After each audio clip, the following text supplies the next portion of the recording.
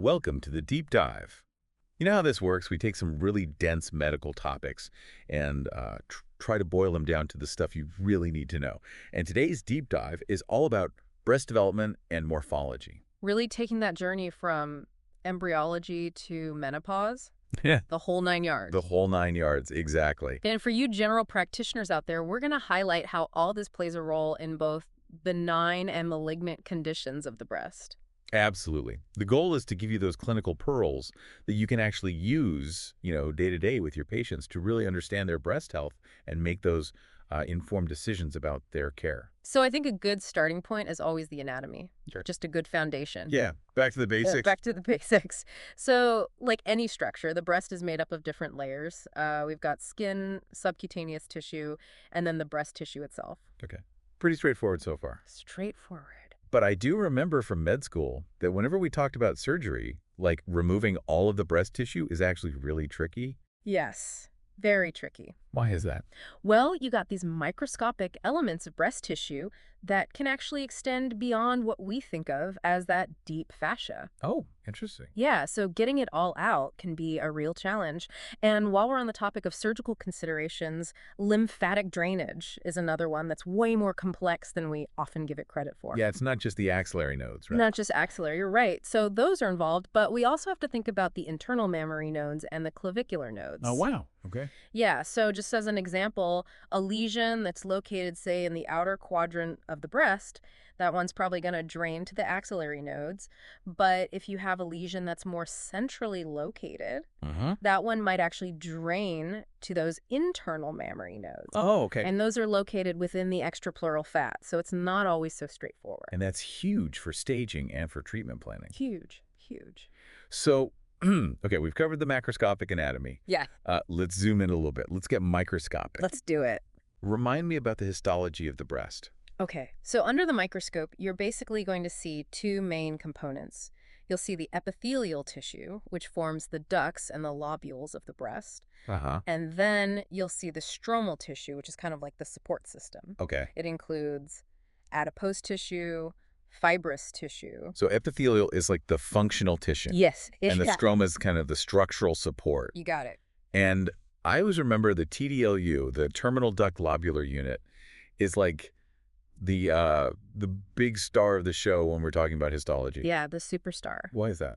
Well, it's considered the functional unit of the breast, which basically means that this is where most of the action happens. Okay. So this is where you're going to see most of those proliferative lesions and even the neoplastic lesions. So both the normal breast development is happening there. Yes. And a lot of the not so good stuff is happening there as well. Right. And I think one of the real red flags that we look for in the TDLU is that two-cell lining. Oh, yeah, that's right. Yeah, so the ducts and lobules, they have this really characteristic lining. Okay. And it has two parts to it. So first you've got these luminal cells, those line the inner surface. And then surrounding those luminal cells, you have the myoepithelial cells. Okay. Now, isn't the presence or absence of those different cells a big clue about whether something's benign or malignant? Big clue. Right. Yeah. So in benign conditions, you'll usually see both cell layers. Okay. They'll both be present. A good example of this is sclerosing adenosis. It's a benign condition. You see it all the time. And both the luminal and myoepithelial cells are hanging out. They're there. They're doing their job. They're doing their thing. But if you contrast that with something like tubular carcinoma, which is malignant, Right. that myoepithelial layer is often missing. Oh, okay. And that is something that we see in a lot of different breast cancers. So understanding that two-cell lining can really help you differentiate. Right. That makes a lot of sense. And these myoepithelial cells, I mean, they're not just there for looks. No. They actually have a pretty important function, particularly during lactation. Huge role. Yeah. What is that? So these myoepithelial cells, they actually have contractile properties. Oh, wow. Which means that they can squeeze. Okay. And they can help propel that milk flow. Oh, that's so cool. Yeah, so it's really form and function all wrapped up in one. Yeah, that's really neat. All right, so let's rewind the clock. Okay. I want to go all the way back to embryology. Way back. I vaguely remember learning about the milk line. Yes? But it's been a while. It's been a minute. Remind me about this milk line. What is it? All right, so the milk line, this is Embryology 101. It's this ridge of thickened ectoderm. And in early development, it extends all the way from the armpit What? down to the thigh. Really? Yeah, so it's a much larger area than people think. Wow. And that's where the breast will eventually form. Well, but here's the interesting part. Sometimes remnants of this milk line can stick around, Oh. and they can actually lead to those accessory nipples that you sometimes see. So it's not just where the breast forms, but it's that whole line. It's that whole line. Wow. Yeah. And so how common are those? Those accessory nipples, also known as polythelia, they occur in about 2.4% of neonates. Wow. That's way more common than I would have thought. It's more common than you think. Wow. And the thing is, they can actually pop up anywhere along that line. Along that line from the armpit to the thigh. From armpit to thigh, yeah. And they can also sometimes be a clue that there might be other things going on, Oh. like genitourinary abnormalities, vertebral issues. Wow, okay. I'm learning a lot already. Ah. So we've got this milk line. Yeah, Breasts form along this milk line. right. How do we go from this very primitive structure to a fully developed breast that we see in adults? Yeah. So during those prepubertal years, you basically have this slow and steady growth of those primitive ducts that we talked about. But then puberty hits, Right, hormones. hormones, Yeah. and the game changes completely. Estrogen. Estrogen is the star of the show. Yeah. It drives that proliferation, the maturation of the glandular tissue, and this is when you get the formation of what we call terminal end buds. And those are going to be the precursors to those lobules that really give the breast that mature structure that we recognize. So estrogen is kind of like the fuel that gets the engine going. Yes, exactly. Okay. And then as the engine revs up, progesterone comes in and plays a key role as well. Okay. Working together with estrogen to really refine that ductal development, and that interplay between estrogen and progesterone is what drives those cyclical changes that you see in breast tissue throughout the menstrual cycle. It's like a dance. It is a dance. Back and forth, estrogen, progesterone. Now, what about lobule formation? I know there's different types of lobules. Yes. Are they all created equal? That is a fantastic question. And the answer is no.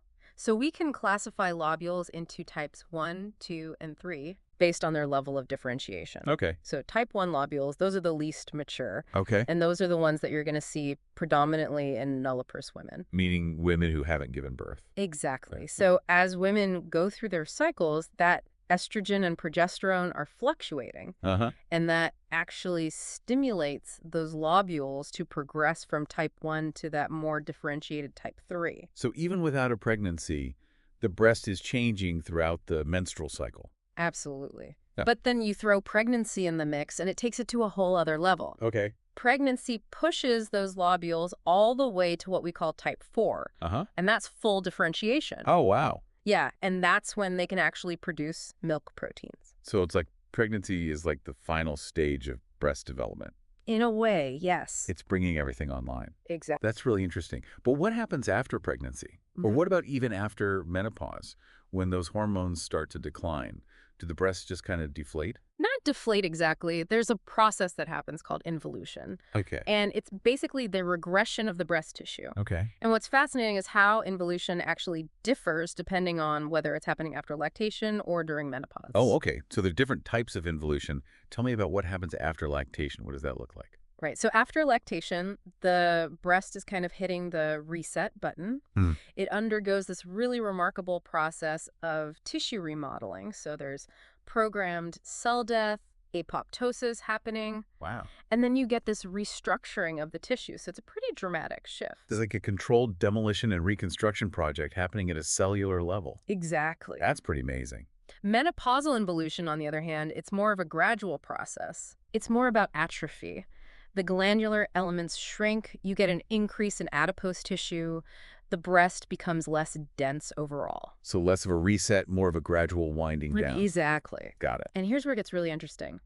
Even though both nulliparous women and parous women, so those who have given birth, both groups experience this shift back towards those type 1 lobules as they age, there are these really subtle but important biological differences between their type 1 lobule. Oh, okay. So what's the difference? So those type 1 lobules in women who have given birth, they have a different history. They've experienced that full differentiation during pregnancy, and that experience seems to leave a lasting impact. It's like their cellular memory reduces their susceptibility to certain changes later in life.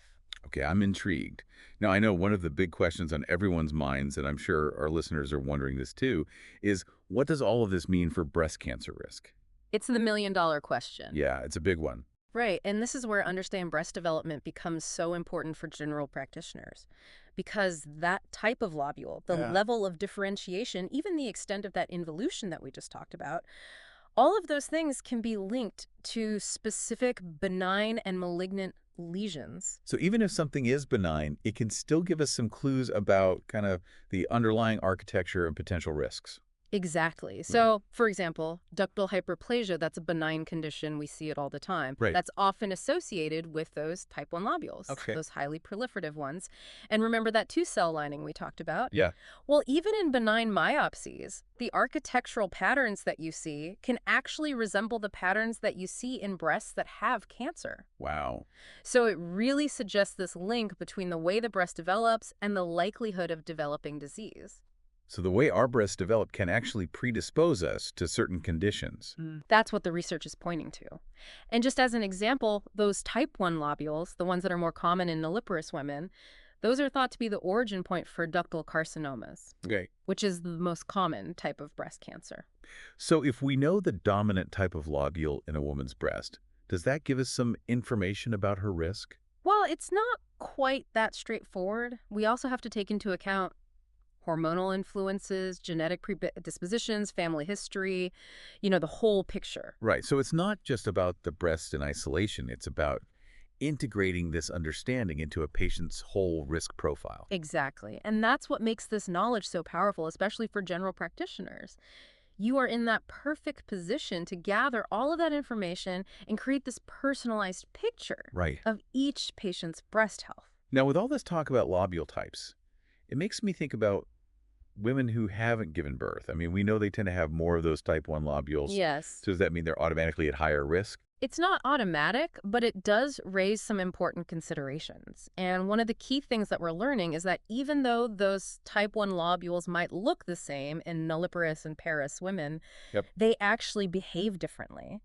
At a cellular level, there are differences. So it's not just about the structure. It's about the history of the structure. Exactly. So the lobules of women who have given birth have gone through that complete differentiation process, Uh-huh. even if they've regressed back to type 1.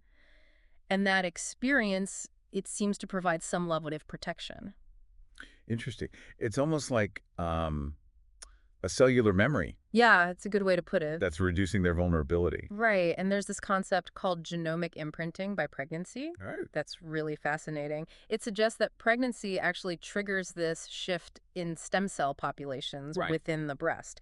And that leads to a different kind of type 1 lobule, Okay. one that's less susceptible to those changes that can lead to cancer. So if pregnancy provides this protective effect, what about women who haven't been pregnant or who maybe have children later in life?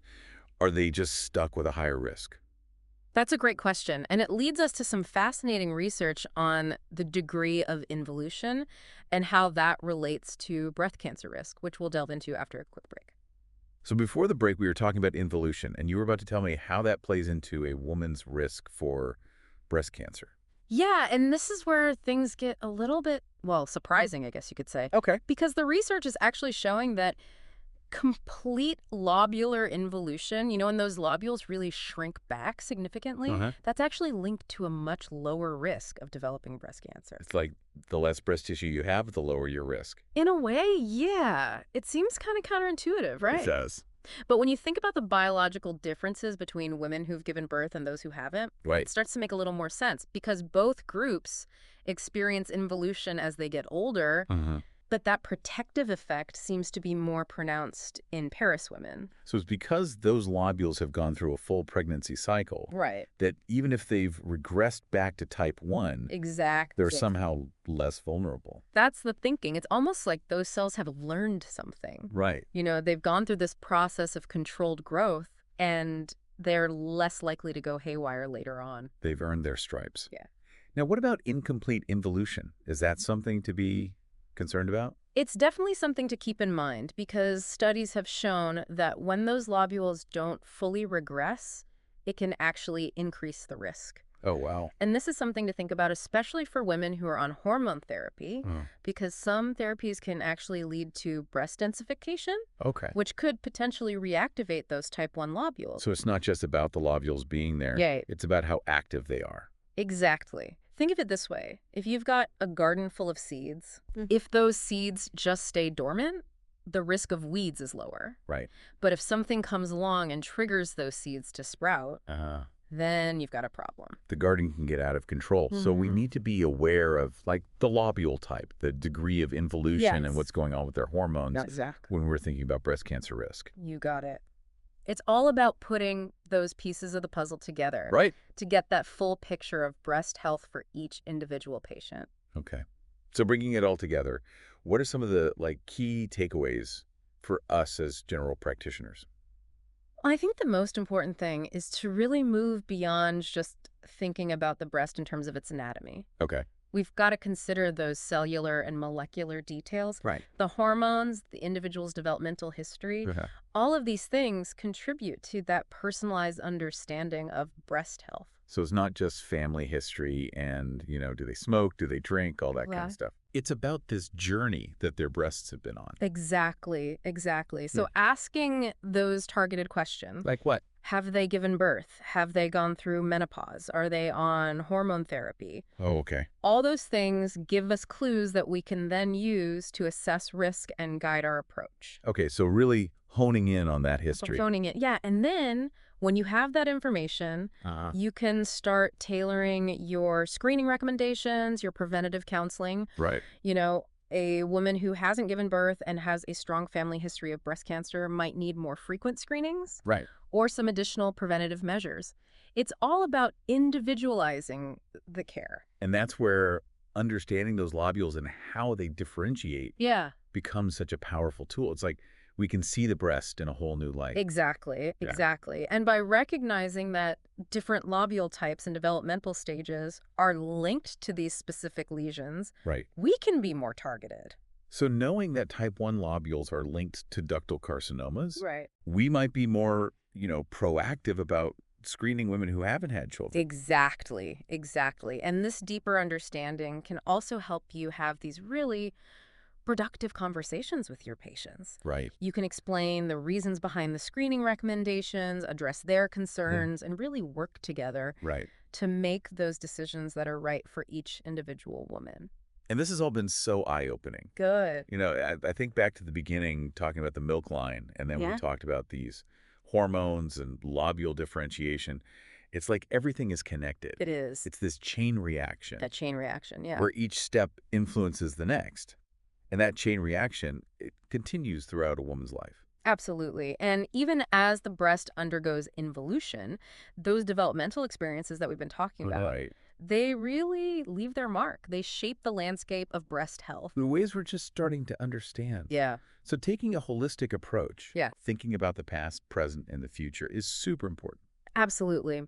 And while we've been focusing a lot on this connection between breast development and cancer risk, I think it's really important to remind everyone that the vast majority of breast changes are benign. Right. We don't want to cause unnecessary anxiety. No, not at all. The goal here is to empower, not to alarm. Right. And understanding these developmental processes, it can help you as a clinician to really distinguish between what's normal and what might warrant further investigation.